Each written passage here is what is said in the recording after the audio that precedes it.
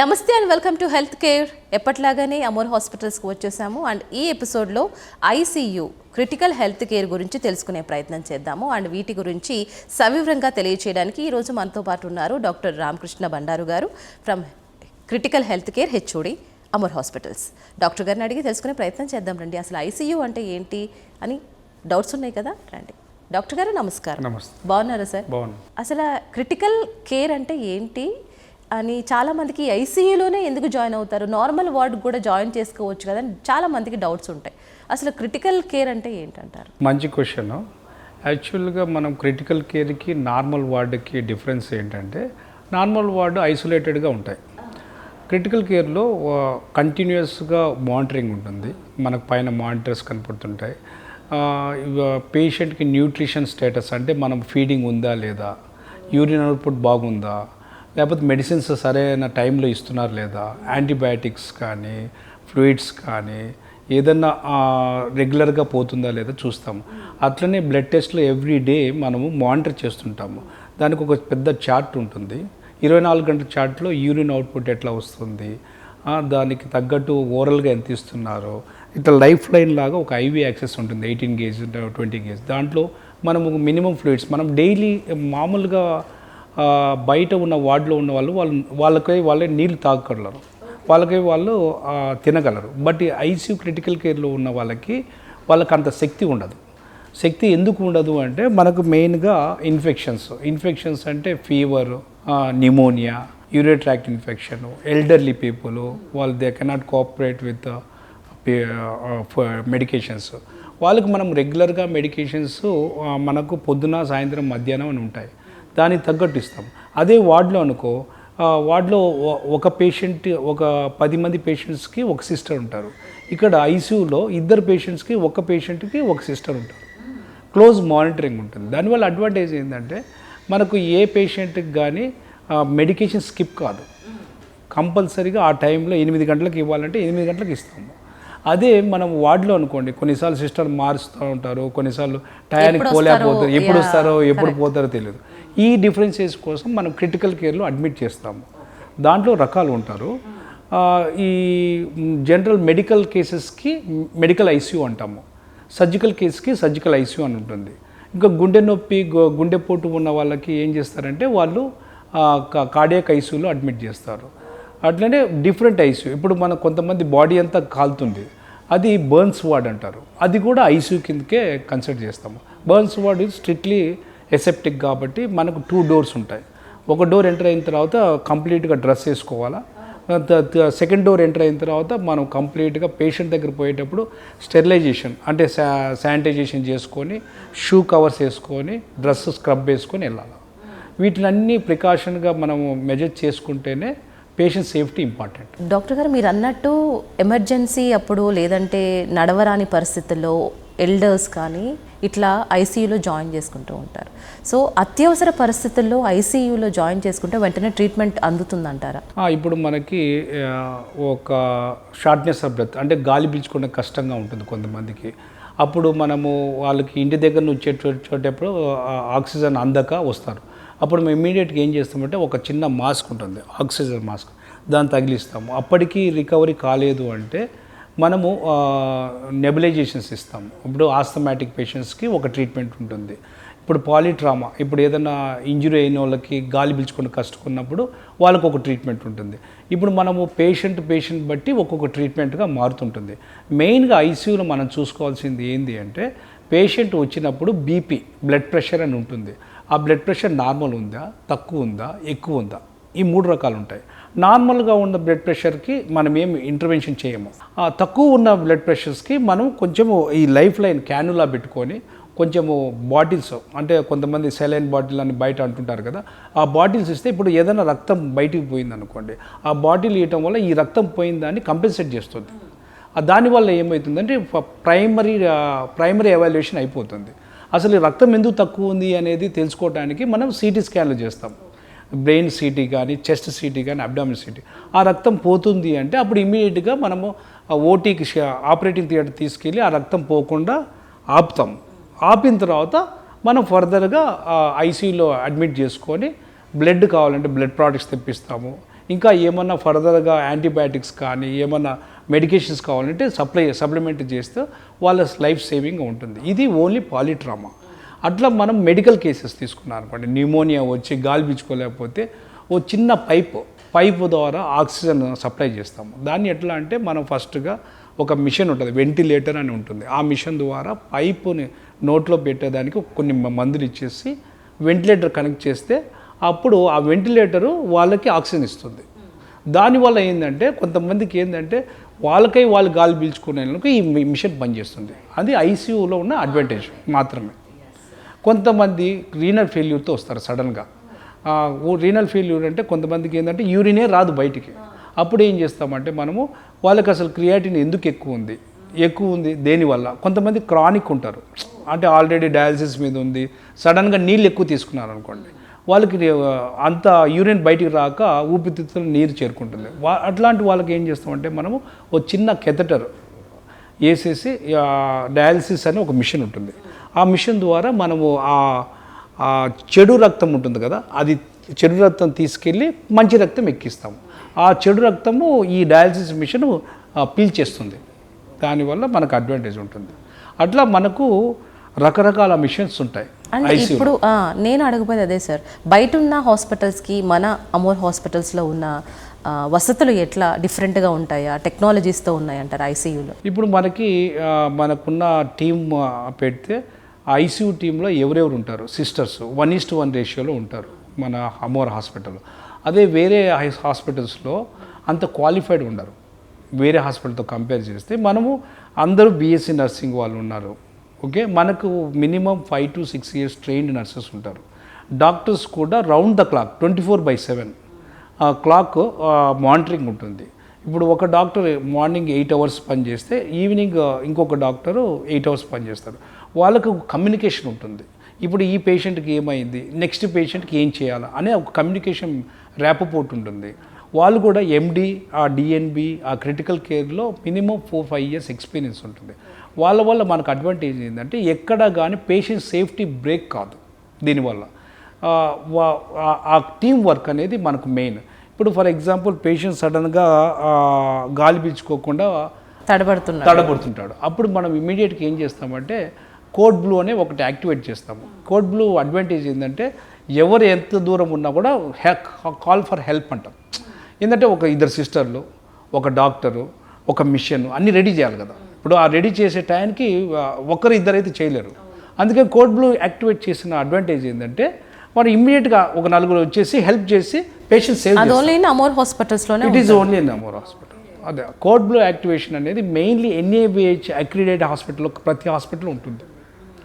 Apollo hospital కానీ, Yashoda hospital, పెద్ద corporate hospital. అది కూడా ఇప్పుడు మన హాస్పిటల్ కూడా ఈక్వల్ టు కార్పొరేట్ హాస్పిటల్ కాబట్టి we will following the code blue technology. అంటే ఈ క్రిటికల్ కేర్లో ఓన్లీ పేషెంట్ మాత్రమే ఉండాలి, మిగిలిన వాళ్ళు ఎవరు ఉండొద్దు అనే ఒక ఎప్పుడు ఎవరైనా వెళ్ళిపోండి ఒకళ్ళు మాత్రమే ఉండాలని చెప్తారు. వాట్ ఈస్ దట్ రీజన్, ఎందుకు ఉండకూడదు? మామూలుగా మనము వార్డులలో అనుకో వాళ్ళంత సిక్ ఉండరు పేషెంట్స్, క్రిటికల్ కేర్లో సిక్ ఉంటారు. మనము మెయిన్ మన కన్సర్న్ ఏంటంటే బయట నుంచి వచ్చిన ఆర్గానిజమ్స్, బ్యాక్టీరియా కానీ, వైరస్ కానీ, ఫంగై కానీ ఇవి పేషెంట్కి దగ్గరగా చేరుకుంటాయి. ఇప్పుడు మన చేతుల్లో ఉంటే చాలా ఆర్గానిజమ్స్ ఉంటాయి. ఇప్పుడు మనము చేతులు కడుక్కొని తింటాం కదా, ఎందుకు అంటే మన చేతిలో ఉన్న ఆర్గానిజమ్స్ నోట్లో పోకుండా ఉండేదానికి. అట్లనే ఈ పేషెంట్ తాలూకా వాళ్ళు పేషెంట్ చూడాలి అంటే ఒక సర్టన్ ప్రోటోకాల్స్ పెట్టుంటాం. వాళ్ళు బయట నుంచి వచ్చిన డ్రెస్సు కాంటాక్ట్ కాకుండా ఒక గౌను, ఒక క్యాపు, ఒక మాస్క్, షూ లెగ్గింగ్స్ వచ్చి పేషెంట్ టచ్ చేయాలంటే మనం శానిటైజర్తో క్లీన్ చేసుకొని అప్పుడు టచ్ చేస్తాం. దాదాపు ఈ పేషెంట్లు only for stable patients. Unstable patients అంటే ఇప్పుడు ఐనోట్రోప్ మీద ఉంటుంది, వెంటిలేటర్ మీద, డయాలసిస్ మీద, వాళ్ళకి టచ్ చేసిన పెద్ద ఉపయోగం ఉండదు కాబట్టి చూడమని చెప్తాం దూరం నుంచి. అట్లనే బర్న్స్ అంటే టోటల్ బాడీ బర్న్స్ వల్ల వాళ్ళకి స్కిన్ అంతా కాలిపోయి ఉంటుంది కాబట్టి వాళ్ళకి మోర్ ప్రోన్ ఫర్ ఇన్ఫెక్షన్. ఊకనే మనకు దగ్గర పోయినా కూడా ఇన్ఫెక్షన్ వచ్చేస్తుంది. So that what we do, we'll apply for the cream and apply infection రాకుండా ఒక ప్లాస్టిక్ కవర్స్ని కవర్ చేసేస్తాం.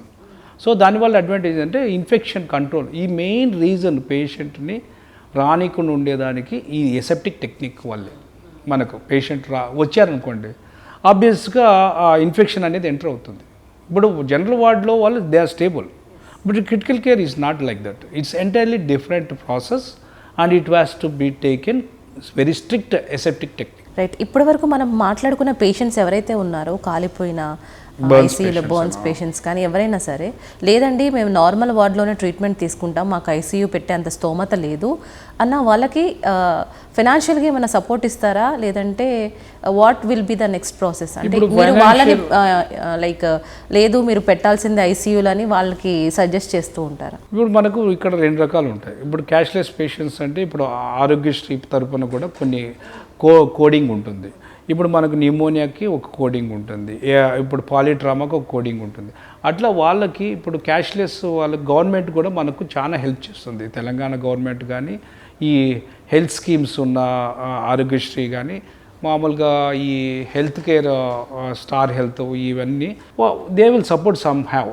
బట్ ఇప్పుడు మరీ పూర్పుకి ఏం చేస్తామంటే వాళ్ళకి మినిమంలో మినిమం అంటే ఖర్చు తగ్గించుకోవడానికి మినిమంలో మినిమం మనము హెల్ప్ చేస్తుంటాం.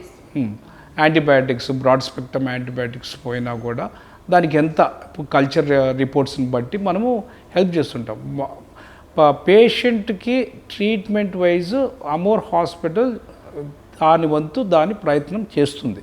సడన్ ఆఫ్ హార్ట్ అటాక్స్తో వస్తారు, శ్వాసకోశ ప్రాబ్లమ్స్తో వస్తారు, సీవియర్ అనుకుంటూ వచ్చేస్తూ ఉంటారు. సో వాళ్ళకి తక్షణమే ఎటువంటి ట్రీట్మెంట్ అందిస్తూ ఉంటారు? ఇప్పుడు మనకి ఇమీడియట్గా హార్ట్ అటాక్తో వచ్చిన పేషెంట్స్కి మనము వాళ్ళు డెఫినెట్గా క్యాజువాలిటీకి వస్తారు.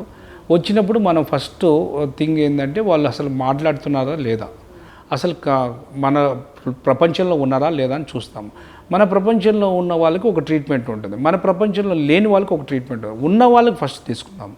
మన ప్రపంచంలో ఉన్న వాళ్ళకి ఏం చేస్తామంటే మన పేరు అడుగుతాము, ఎప్పుడు వచ్చింది నొప్పి అని అడుగుతాము. దాని తర్వాత నొప్పికి సంబంధించిన మందులు ఇస్తాము.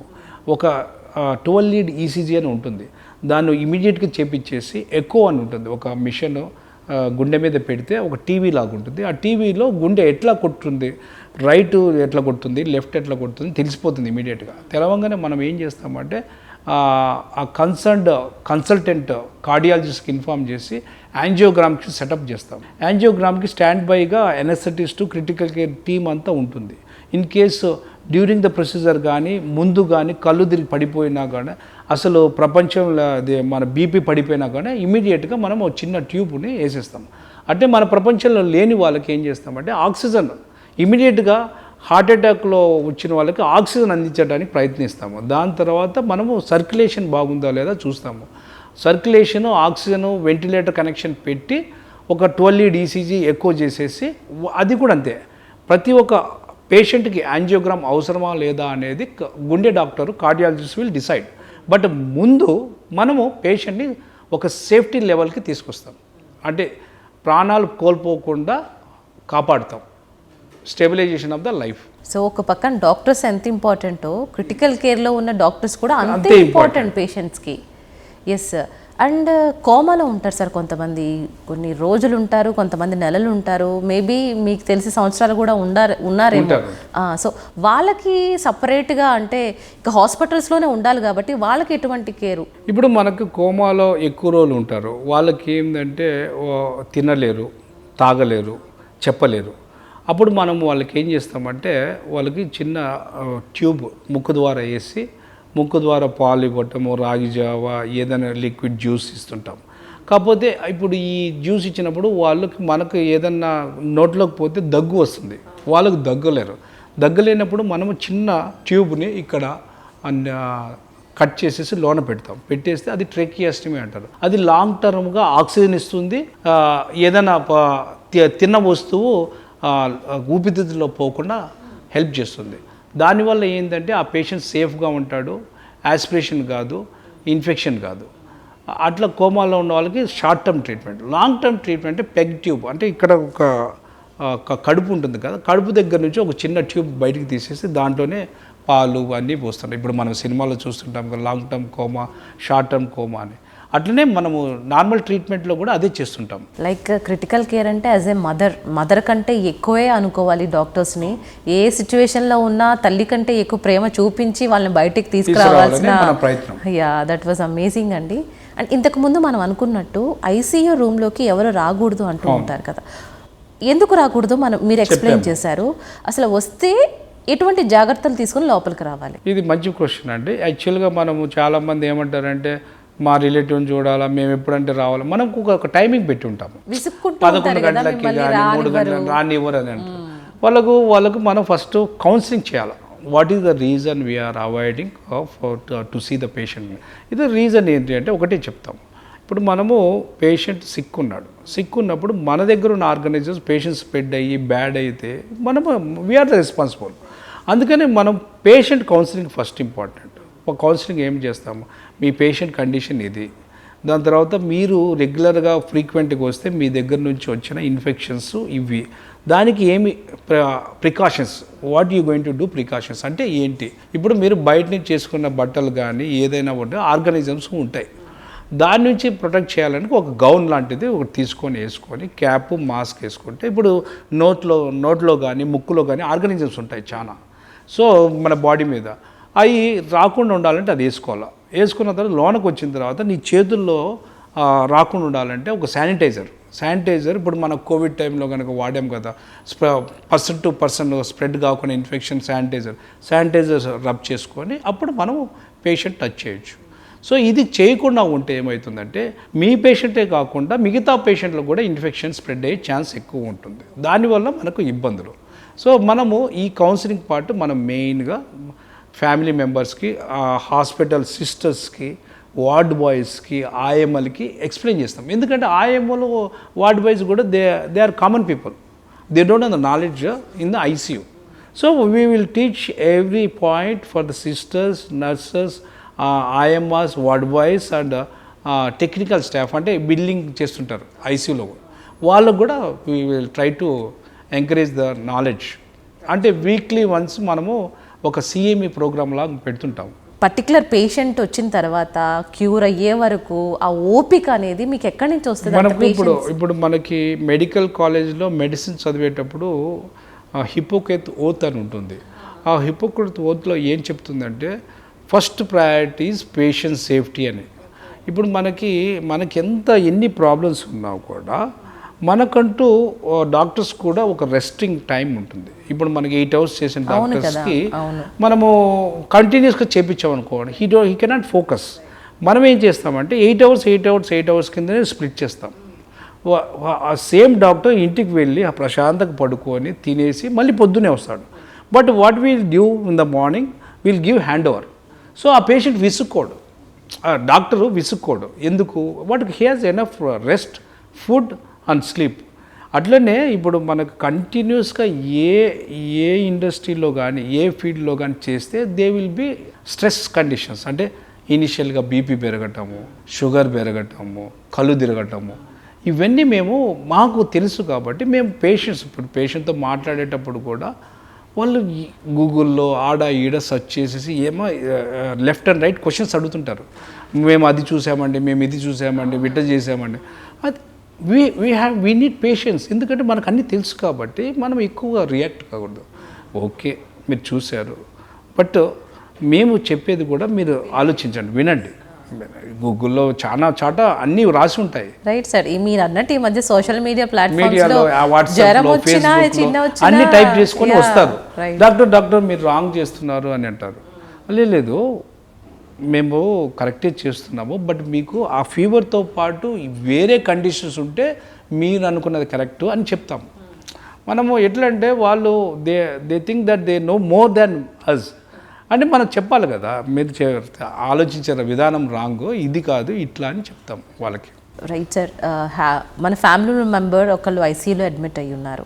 సో వారి ఆరోగ్యం బాగుండాలి అండ్ మిగతా మన కుటుంబంలో ఉన్న ప్రతి ఒక్కళ్ళ ఆరోగ్యం బాగుండాలంటే what kind of suggestions or what kind of medical treat you do? ఇప్పుడు ఇట్లాంటి క్వశ్చన్స్ ఏంటంటే అందరూ బాగుండాలనే క్వశ్చన్. యాక్చువల్గా ఐసీయూకి ఎందుకు రాకూడదు, ఐసీయూ రాకుండా ఏం చేయాలా?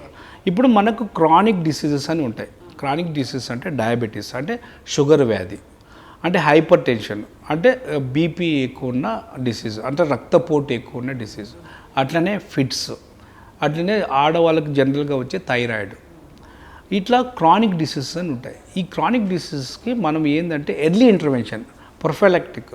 ఇప్పుడు మనకి షుగర్ పెరిగింది, ఇమీడియట్గా ఏం చేస్తాం, షుగర్ కంటెంట్ తగ్గించమని చెప్తాం.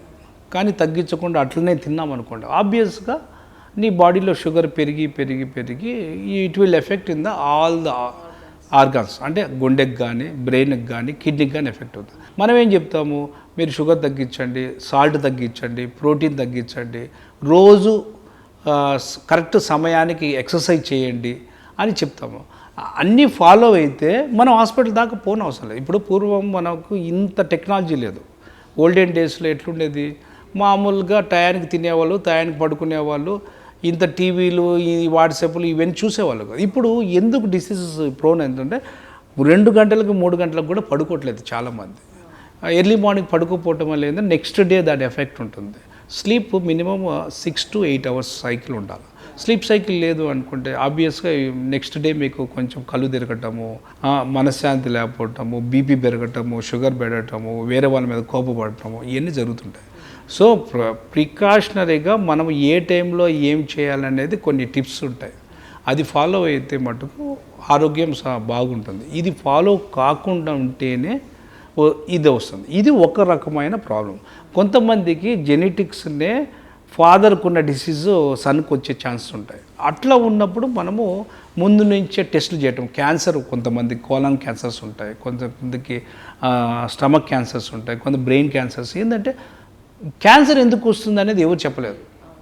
ఇప్పుడు అది ఏం జెనెటిక్గా లేకపోతే మనం తినే పొల్యూషన్ వలన దేనివల్ల మనకు తెలియదు. వచ్చిన తర్వాత ఏం చేయాలనేదే మనకు తెలుసు సోఫార్. ఇప్పుడు కొన్ని క్యాన్సర్స్ ఉన్నాయి, కోలాన్ క్యాన్సర్స్. ఇప్పుడు వెస్ట్లో ఎందుకు ఎక్కువ ఉంటాయి అంటే వాళ్ళు ఎక్కువ బ్రెడ్ తింటారు. మనము ఇడ్లీ, దోశ, సాంబార్ తింటాం. వాళ్ళు పొద్దున్న లేచి బ్రెడ్, జాము తింటారు. వాళ్ళకి ఎక్కువ కోలాన్ క్యాన్సర్స్, మనకు తక్కువ. మనకు హార్ట్ అటాక్స్ ఎక్కువ. ఎందుకంటే మనకు డయాబెటీస్ ఎక్కువ చిన్న ఏజ్లోనే వస్తుంటాయి. అట్లా ఒక్కొక్క కంట్రీలో ఒక్కొక్క డిసీజెస్ ఎక్కువ ఉంటాయి. ఎందుకు అని అంతా తీస్తే ఇది రీజన్స్ అని మనకు కొన్ని స్టడీస్ చెప్పిన ప్రకారంగా మనం వెళ్తూ ఉంటాం.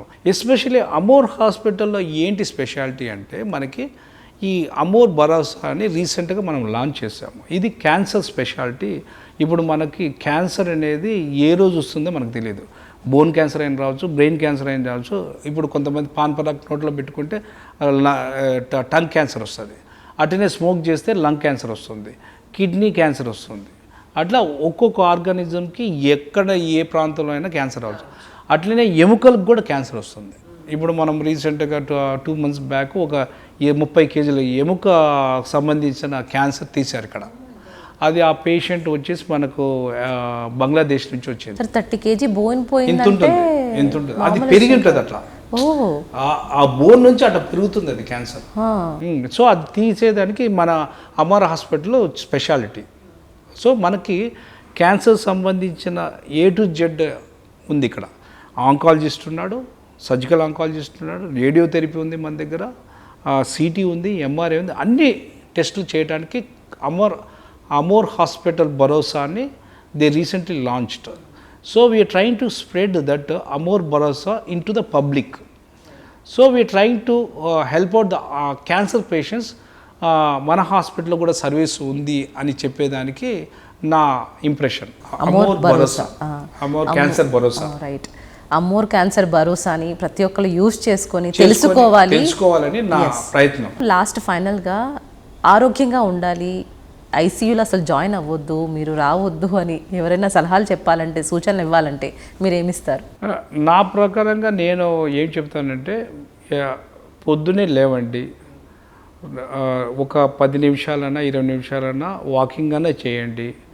లేదు జిమ్కి వెళ్తామంటే జిమ్కి వెళ్ళండి. మంచి ఆహారం, పొద్దున్నే వేడి నీళ్ళు తాగటము, బ్రేక్ఫాస్ట్ సరైన టైంలో తింటాము, మంచిగా మాట్లాడుకోవటము, ఒకరి కమ్యూనికేషన్, ఫ్యామిలీ కమ్యూనికేషన్, కొంచెము మాట్లాడటము, వేరే వాళ్ళ మీద కోపపడటము, ఇవన్నీ తగ్గించుకొని మంచి ఆహారం తిని ఫ్యామిలీతో మంచి టైం స్పెండ్ చేసి ఈవినింగ్ పూట స్పెండ్ చేయటము, సరైన టైంలో ట్యాబ్లెట్లు తీసుకోవటం. ఇప్పుడు ఫర్ ఎగ్జాంపుల్ నాకు షుగర్ ఉంది, బీపీ ఉంది, నేను ట్యాబ్లెట్ తీసుకోకపోతే ఏమవుతుంది, ఆబ్వియస్గా షుగర్ పెరిగిపోతుంది నా బాడీలో, బీపీ పెరుగుతుంది, దానివల్ల కళ్ళు తిరిగి పడిపోతాము. అవన్నీ అవాయిడ్ చేయాలంటే రెగ్యులర్గా మనము మండే టు ఫ్రైడే అని ఒక ట్యాబ్లెట్ కిట్ తీసుకొని దాంట్లో ముందే ట్యాబ్లెట్లు వేసుకొని తీసి నోట్లో వేసుకొని తింటే ఈ సమస్యలు రావు. కొంతమంది షుగర్ పేషెంట్స్ షుగర్ తగ్గిపోయి కల్దీరి పడిపోతారు. అప్పుడు ఇమీడియట్గా వాళ్ళు ఏం చేయాలంటే వాళ్ళు చాక్లెట్ ఏదైనా నోట్లో పెట్టాలా, లేకపోతే షుగర్ వాటర్ కొంచెం తాపిస్తే రికవర్ అవుతారు. ఇవన్నీ precautions they can take at home.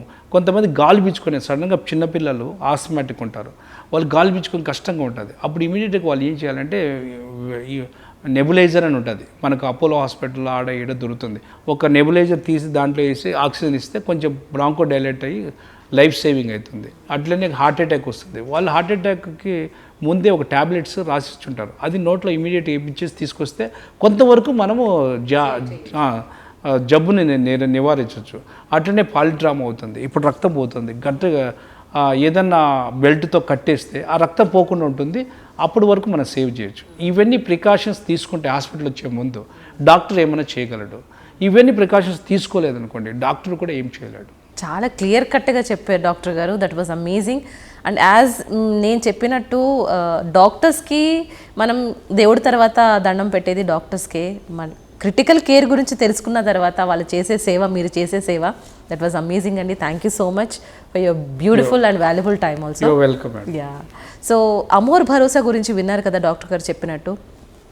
భరోసా ఇవ్వడానికి అమోర్ హాస్పిటల్స్ ఎప్పుడు ముందుంటుంది, మిస్ చేసుకోవద్దు. మరో ఎపిసోడ్తో మళ్ళీ కలుసుకుందాం. నమస్తే.